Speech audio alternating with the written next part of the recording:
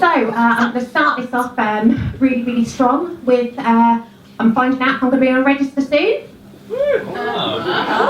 Not that one, don't worry. It's the Rare Diseases Register. Now, I've been told that I should address my disability on stage because it's starting to have a negative impact on my comedy.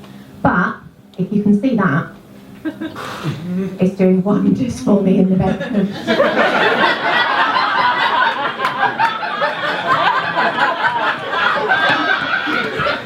Now, I don't, objectively, I don't look sick, right? So you could say if my body was a temple, it would be like an Egyptian pyramid. On the outside, structurally sound, fairly aesthetically pleasing. Inside, dark, fast, probably cursed.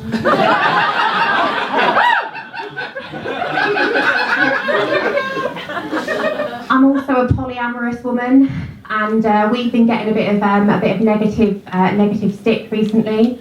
But I have to say, it is my favourite thing about being a feminist. I am literally smashing the patriarchy one man at a time.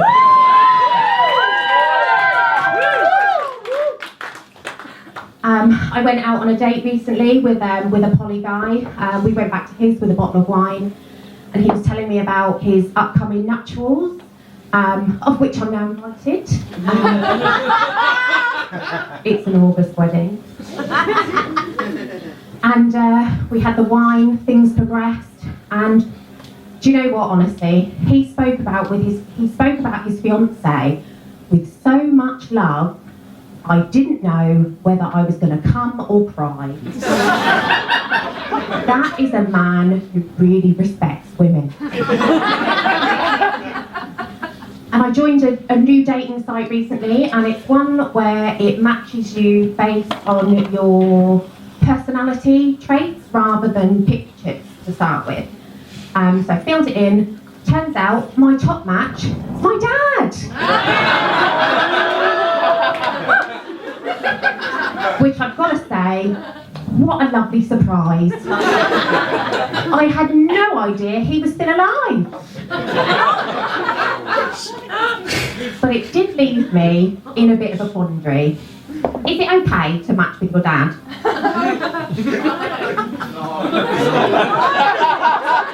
Don't worry guys, he matched me first.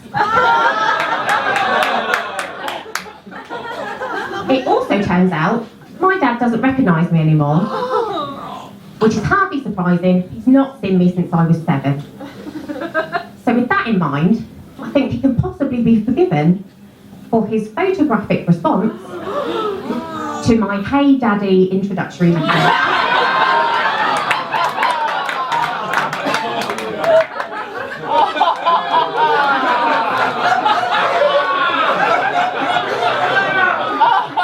But do you know what? It's the only photo I've got of him. So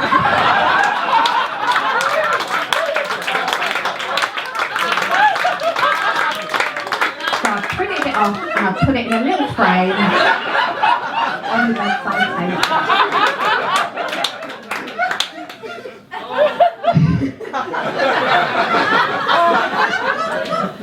And I went on a date at the weekend. Not quite. But I should have known the guy had called himself Big Mac.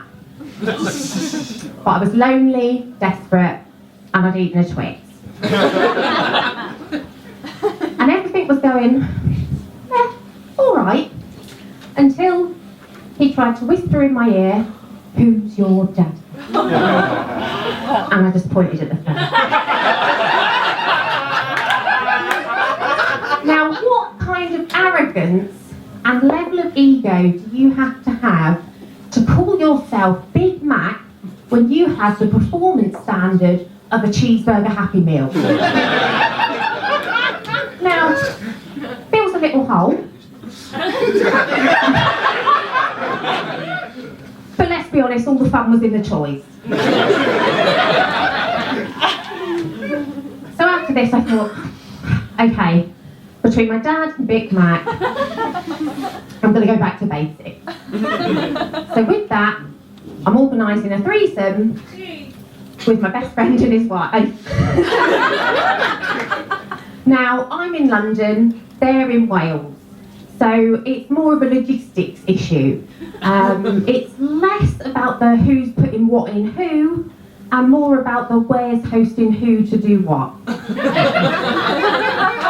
They said to me, Lauren, it's London. We want to come and make a weekend of it. Now, guys, that's lovely, but I can't help but wonder, does that mean that they do actually want to fuck me? Or am I just cheaper than an Airbnb?